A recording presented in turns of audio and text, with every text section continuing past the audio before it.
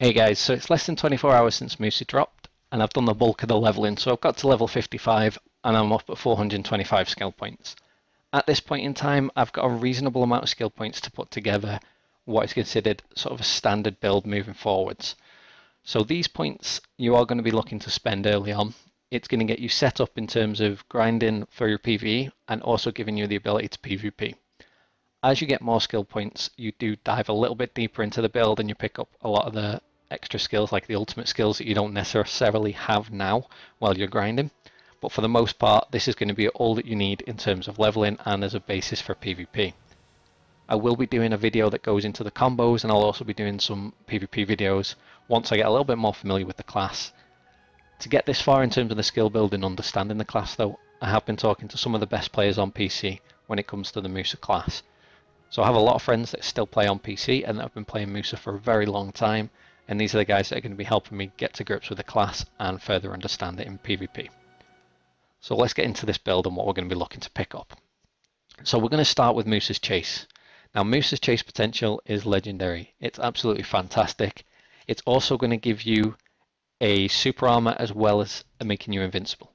So this is a no-brainer. You're going to want Chase, and you're going to want to use it a lot of the time, because essentially a stationary Musa is going to be a dead Musa. Now we're going to pick up Chase 1. I didn't do it in this video, but what we're also going to do is pick up Chase 2. This is going to allow you to chain Chase back to back for really high mobility. From there, we're also going to pick up Ultimate Chase, and this is going to round out the mobility. Once you've got these three and you get them really on, you're literally going to be able to zip around, and you'll be one of the most mobile classes in the game. So this is really something to pick up. The next thing we're going to do though, now that we've got the mobility sorted, is we're going to pick up some of our buffs. So we're going to pick up Blind Thrust, and what we're going to do is get Blind Thrust to 2, and then we're going to stop there. We're not going to take it any further at the moment because we really don't need to. We're only getting it to 2 so that we can pick up Nemesis Slash. Now Nemesis Slash is going to give us stiffness after Blind Thrust, and this is going to let us engage quite easily with our forwards momentum from Chase. So we're going to use that quite a lot. And with Nemesis Slash, you're going to keep going through. You're going to max Nemesis Slash, and you're going to pick up Ultimate Nemesis Slash. Really simple. That's where we're going to start with. From there though, we're going to pick up Whirlwind Cut 1 if you don't already have it, and leave it there. You're not going to need to go any further. You're just going to literally stop at Whirlwind 1. And the same for Carver. You're going to pick up Carver 1 and just stop. You don't need to go to Carver 2 yet. You're not going to really use it that much. The main reason being is you're pretty much going to be using Gale exclusively to level. So Gale is just a spammable skill. You're literally going to be switching between using Gale and side strafing left and right and pressing right bumper to get your WP back.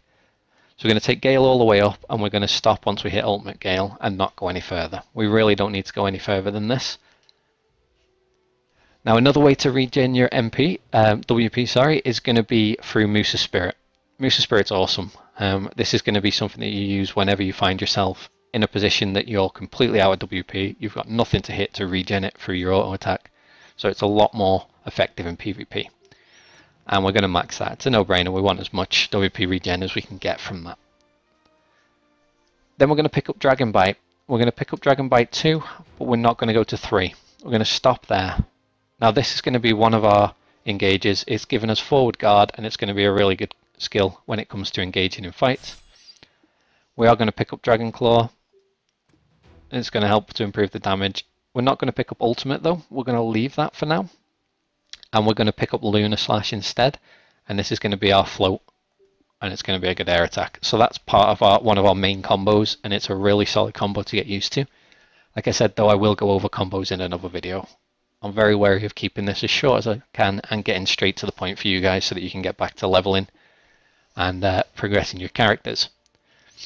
Next we're going to Rising Storm, and we're going to take Rising Storm all the way up to 3, and we're going to stop at 3. We're not going to bother going any further just yet. What we are going to do though is pick up Cyclone Slash and Cyclone Slash 2. We're going to ignore Rising Storm Blaze. We're going to ignore Ultimate Rising Storm. But what we are going to pick up is Tiger Blade. Now Tiger Blade is absolutely fantastic. It needs to go on your ring menu, but it's going to be one of your big burst damage. This is going to be where all your damage comes from. And then we're also going to pick up Blooming.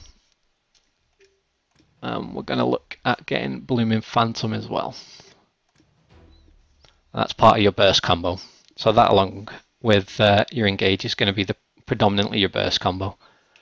From there we're going to pick up our stub arrow combination. So we're only going to stub arrow 2. We're not going any further because we want arrow grapple 1. From there we want charge stub arrow and we want stub arrow evasive shot. This is going to allow us to cancel into stub arrow and fish for CC from range. This is going to be a very good setup, similar to Sorc's DOD, only with it being a single target. We're going to be able to come out to range, back off from targets, and look to land a stiffness from stub arrow that we can then follow up into a CC chain. Ideally, what you're probably going to be looking to do is stiffness into a stun, followed by a float or a knockdown, and you're just going to burst from there. Back out, rinse and repeat. 5 seconds later, there are very few classes that are going to be able to catch you, so you're literally just going to back out and go from there. The next ones that we're going to do is we're going to take 7 points in sword training. Now you can do this, you can go up from this whenever you're ready to do, but bear in mind that passives really eat your skill points, so you really don't want to invest too heavily in that early on, but it's an extra 7 melee AP. And then we want melee evasion, so we're going to take our melee evasion and we're going to put 6 points into, we're going to go 6 points deep into melee evasion.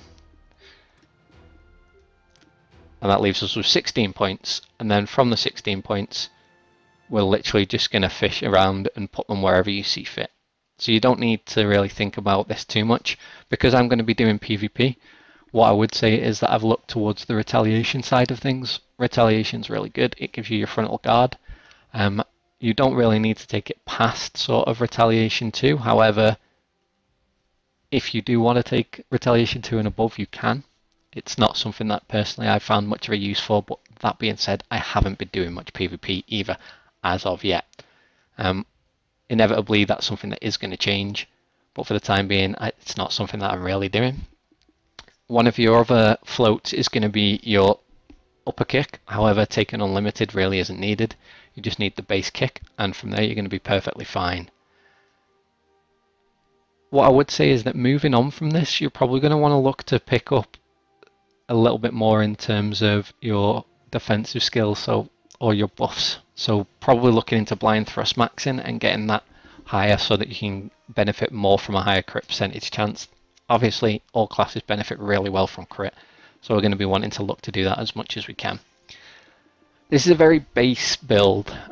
There is going to be a lot of growth on this. As you can see, there's still a whole lot of skills and a lot of investment. As you start to get closer to 1,000 skill points, you're going to be able to max out most of this stuff. Because we don't know when Awakening's coming, I'm not going to delve too deep in how we transition into that. What I will do instead is once Awakening's hit, I'll do a complete overhaul of the skill build. We'll look at how you should be looking to place your skills right the way through, including the Awakening skills. One thing that I did want to look at though with you is skill add-ons. So I haven't bothered doing the last two as of yet, but the first skill add-on that I've got is Rising Storm, and on Rising Storm I've took attack against monsters plus 20, and I've took attack speed 10%. With this one I've been looking at blooming, and literally with blooming I'm going to take exactly the same, so attack against monsters plus 30, this is purely for grinding, and then attack speed plus 7%. And then for my 54 one, I hadn't really decided on where I was looking to go with this. There's a couple of things that you could go with. You could go with Blind Thrust, you could look at going with Cyclone Slash or Gale if you really wanted to. I mean, Gale's going to give you more PV attack damage against mobs, and it's going to give you an attack speed buff if you want an attack speed buff. If you feel that you need the extra damage in PV, then you could definitely go with that. I mean, you've got other options, so as Divider, Dragon's Bite again. I'd probably look to switch that up and go with the critical hit rate. Go with crit, go with attack speed, and you're going to find that you have no problems. Musa benefits really well from attack speed. So once you've got full attack speed, you're going to have a lot more ability to flow skills, and you'll see that the playstyle changes massively. So the last bit I wanted to cover was to give you a little bit of a look and feel into the gear that I'm using and where I'm sitting at the moment in terms of my equipment. So I'm using a Zarka, which changes considerably how my gear setup is. I don't struggle for accuracy as much. What I would say though is do not go for the White Horn bow. Musa really needs a lot of accuracy. The best thing that you can do at the minute is pick up the Black Horn Bow, and you want to get that to plus 15 for your accuracy needs. One of the easiest ways to do this is if you come to Calphion, there is a vendor that sells them for trash drops. So I think it's around 200 trash drops from pretty much anywhere around Calphion. You're looking at like the black shards from Manches, and you can get the boxes. Alternatively, you can pick them up on the marketplace when they become available. So I'd go with the accuracy offhand personally, rather than the White Horn. I'm going with the White Horn because I have the Trizarka. Thanks to God in the guild who put this up for me immediately once the servers went live. I managed to pick up a really cheap Zarka and managed to upgrade it from there. One of the benefits of being in a big guild and having people around you that are willing to support you. But the difference that this affords me is the 184 accuracy plus the 20 from the Asula takes me up to 204, which means that at this current level I'm not struggling in terms of accuracy. However, I will be looking to pick up extra accuracy where I can. Once Awakening hits and later on into the game, your target's going to be sort of around 350 and above. So you are going to struggle if you don't have an accuracy offhand available moving forwards. Accessory is really simple. I've just used the Asula set. I'm saving up money at the moment, ready to throw into getting Tri-Witches and possibly Marks of Shadow if I can be bothered with that at the moment. However, with the game progressing the way it is, chances are I'm not going to bother because we've got Crescents that are going to be coming up in future that we're going to want to pick up. So the Asula set's perfectly fine at the moment. The all accuracy of 20 is great on the 5-piece set, and it's really not something that I particularly want to break just yet. However, I am fine to break it for 1 or 2 select pieces, depending on where the accuracy comes from. I am using 3-piece Grunel.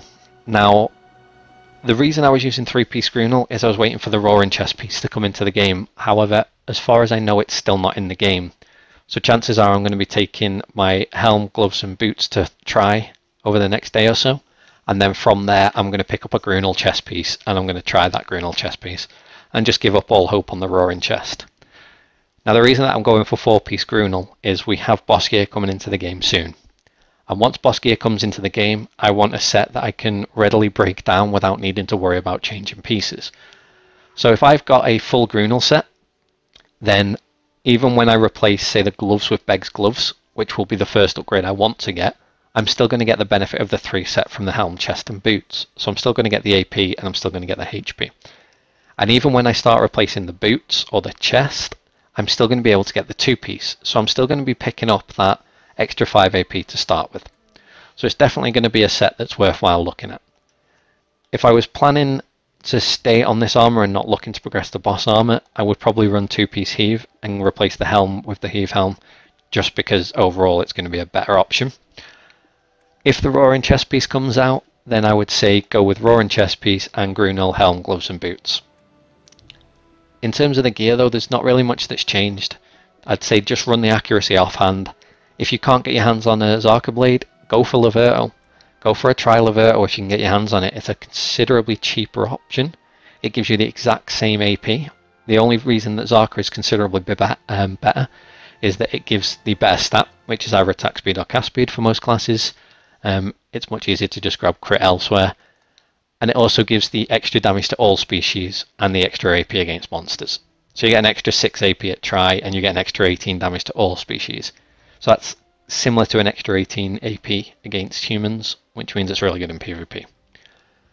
It also gives about 20 more accuracy than the Tri-Laverto. However, if I wasn't getting this Zarka, I did have a Laverto lined up and I was going to take that to Tri straight away. So I'd say it's probably worth going Laverto if you don't have the option to go Zarka. I wouldn't say it's worth holding out on a Tri-Uria or anything below until you get a Zarka. Because of the way the game is at the minute, getting hold of items isn't necessarily difficult to do. It's the upgrading that's the problem. It's cost me in excess of 200 to 300 million to repair my Zarka in terms of just memory fragments alone and the sharps and hards. So unless you've got that kind of money readily available or you farmed the memory fragments up in advance, you're probably not going to be in a similar position to me where you can go ahead and pick up a Zarka, run the AP bow and be reasonably comfortable. That's pretty much all I've got to do in terms of touching on gear. Covered the skills, covered the skill add-ons. I am going to be releasing some PvP footage. I'm going to be releasing a combo guide as soon as I nail everything in terms of animation cancels and combos. I'll be making sure to cover all that for you. As always guys, if you like the video and you like my content, hit that subscribe button, give the video a thumbs up, and I'll keep this Musa content coming. Once Awakening comes out, I'm also going to be carrying on with some of the Sorc content, so that isn't going to stop on this channel, it is going to continue. Thanks for watching guys.